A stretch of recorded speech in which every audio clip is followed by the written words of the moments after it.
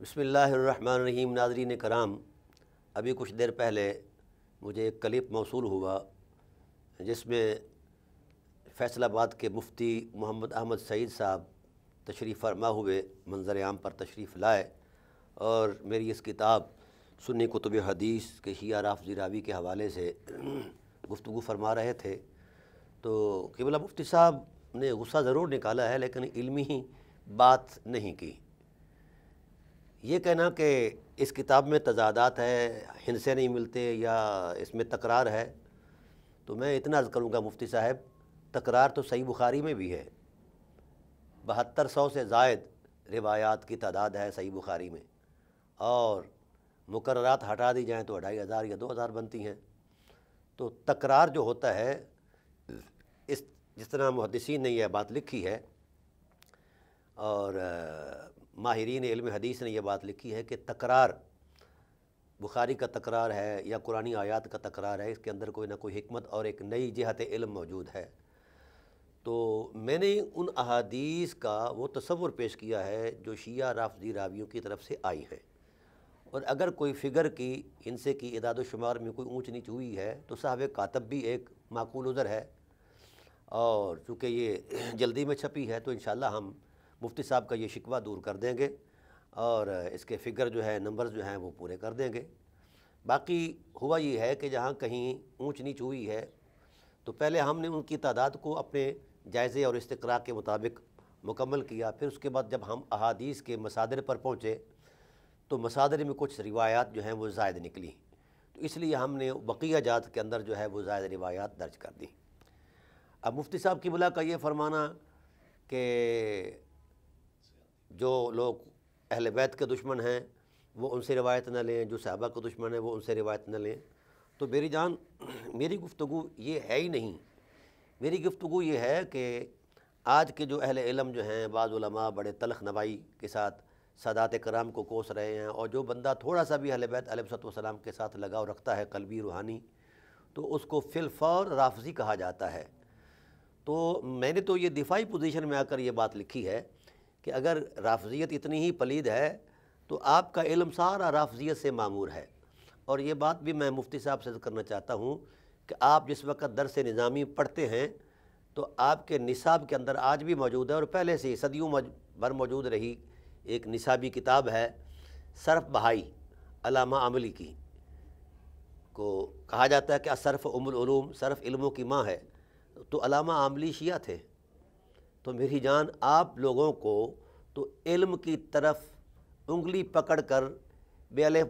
با بابا پڑھانا بھی شیعہ نے سکھایا ہے، رافضیوں نے سکھایا ہے،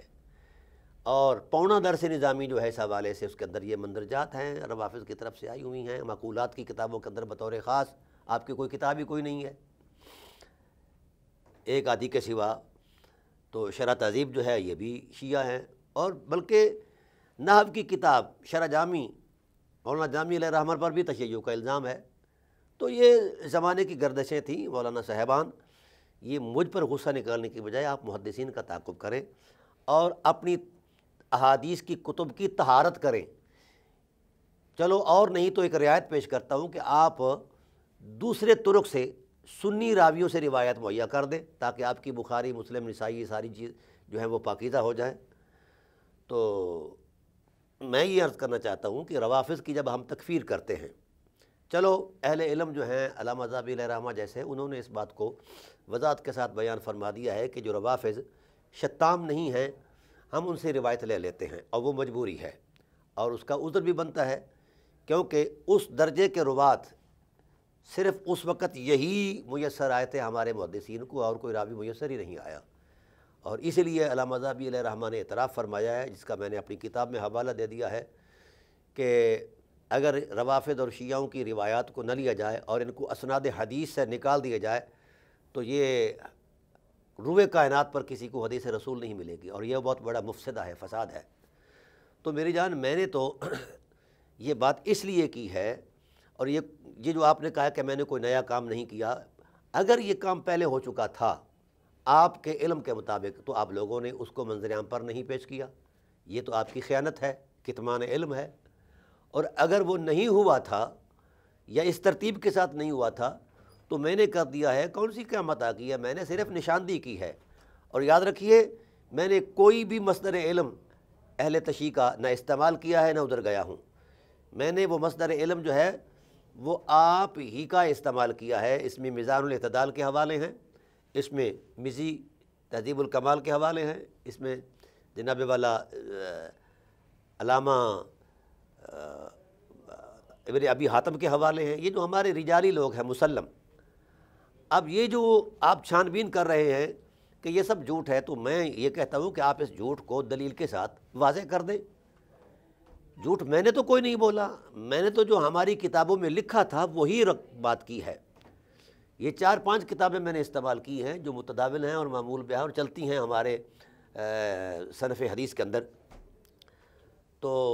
میری تو صرف اتنی ہی تگ و دو ہے کہ امت کے ساتھ ایک جو ٹکراؤ کا رویہ ہم نے اختیار کیا ہوا ہے کہ ہر ایک کی شخصیت کو ہم زد میں لا کر اسے رافضی کہہ دیتے ہیں، یہ کہاں کا طریقہ کار ہے؟ جو اہل سنت ہیں، علماء، مشائخ اور سادات کرام خاص کر، ان پر رافضی ہونے کا ڈھول بجایا جا رہا ہے۔ تو میں نے تو صرف آپ کو آئینہ دکھایا ہے، میرا قصور یہی ہے، اور آئندہ بھی انشاءاللہ العزیز اللہ کے فضل و احسان سے آئینہ دکھاتا رہوں گا۔ باقی آپ نواسب میں بات کی ہے تو آئیے، میں اس پر بھی میری تحقیق آ چکی ہے بحمد اللہ تعالیٰ، وہ بھی چھپ رہی ہے اللہ تعالیٰ کے فضل و احسان سے کہ مفتی صاحب میں یہیں نہیں ٹھہروں گا، میں بریلوی علماء کو ان کی اوقات ضرور یاد دلاؤں گا کہ تم کتنی اوقات میں ہو۔ اس کی وجہ یہ ہے کہ انہوں نے ہر ایک، پہلے تو یہ تکفیری ڈرامہ کرتے رہے، ہر ایک پر کفر کا فتویٰ،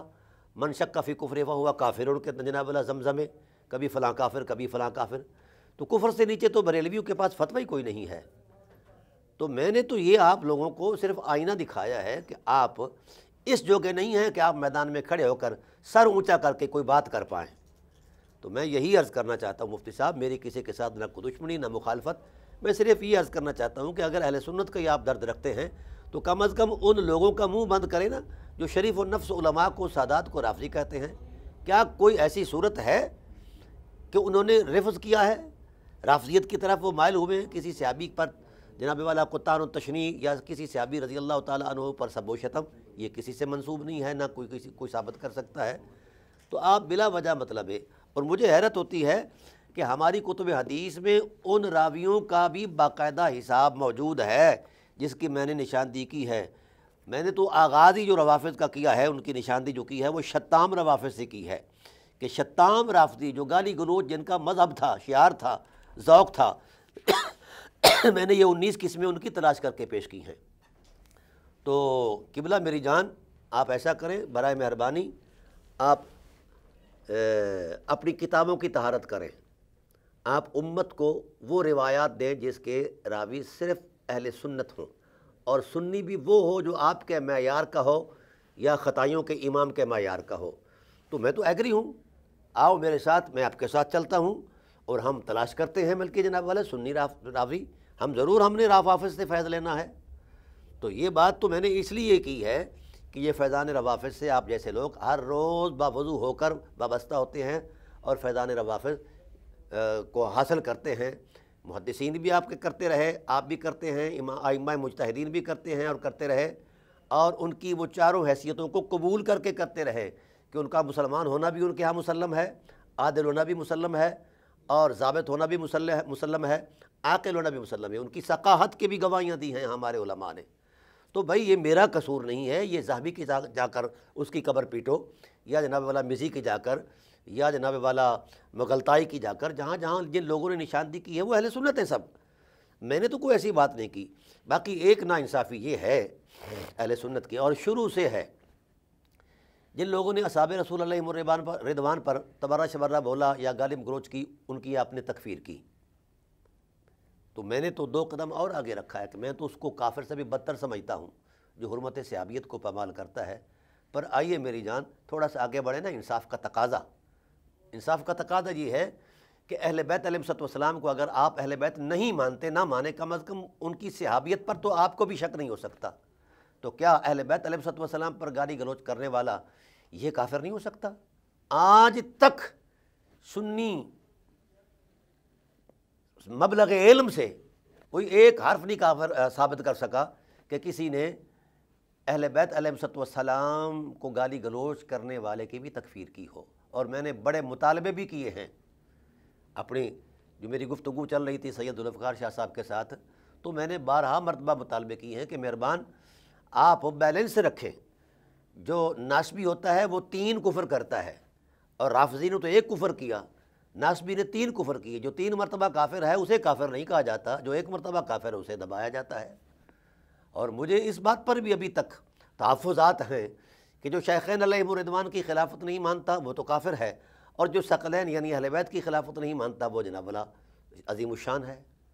یہ دوہرا معیار یہ کب ختم کریں گے؟ اب دنیا بیدار ہو چکی ہے مفتی صاحب. آپ کی ذمہ داری تھی، اگر یہ کام پہلے ہو چکا تھا تو آپ اس تناظر میں کام کرتے، اس کا رد دیتے، نہیں دی. یا تو آپ دانستہ اس کو چھپاتے رہے، یا آپ کے علم کے ترازو سے یہ کہیں دور تھا، آپ کی نگاہ بصیرت سے کہیں دور تھا یہ سلسلہ. تو اب منظر عام پر آ گیا ہے. میں چاہتا ہوں کہ اسی کا رد لکھ دیں، اسی کو ثابت کر دیں کہ یہ ہے یعنی رافضیون شیعین کے الفاظ تو میں نے آپ کی کتابوں سے دے دیے. آپ کو چیلنج ہے اللہ تعالیٰ کے فضل و احسان سے کہ آپ مہربانی کر کے کسی بھی اپنی کتاب سے جو رجالی ہے اس سے ثابت کر دیں کہ فلاں سنی ہے، سنیون لے دیں یا اہل سنہ، یہ ثابت کر دیں ان کو. بسم اللہ، میرا جھگڑا ہی کوئی نہیں ہے. تو یہ بات میں دہرا رہا ہوں. مثلا مروان بن الحکم یہ ملعون زبان نبوت ہے، اور اس کی گواہی امہات المومنین نے بھی دی ہے، بہت سارے اصحاب نے بھی دی ہے، اہل بیت نے بھی دی ہے. ملعون زبان نبوت جو ہے نبوت کے ممبر پر چڑھ کر بضائے رسول کو ننگیاں گالی دیتا تھا. کبھی کسی سنی مولوی نے، محدث نے، مفسر نے، محقق نے، مجتہد نے، فقیہ نے اس پر گرفت کی ہے؟ نہیں کی. میں اب ان وجوہات پر پہنچ گیا ہوں کہ سنی لوگ اہل بیت کی توہین کرنے والوں کی تکفیر کیوں نہیں کرتے. یہ میری کتاب آ رہی ہے، انتظار فرمائیں انشاءاللہ العزیز. بقیہ اگلی گفتگو جو ہے بعد میں کروں گا. اور اب وہ نواسب کا ریکارڈ آ رہا ہے، اس کا انتظار فرمائیے. السلام علیکم ورحمۃ اللہ وبرکاتہ.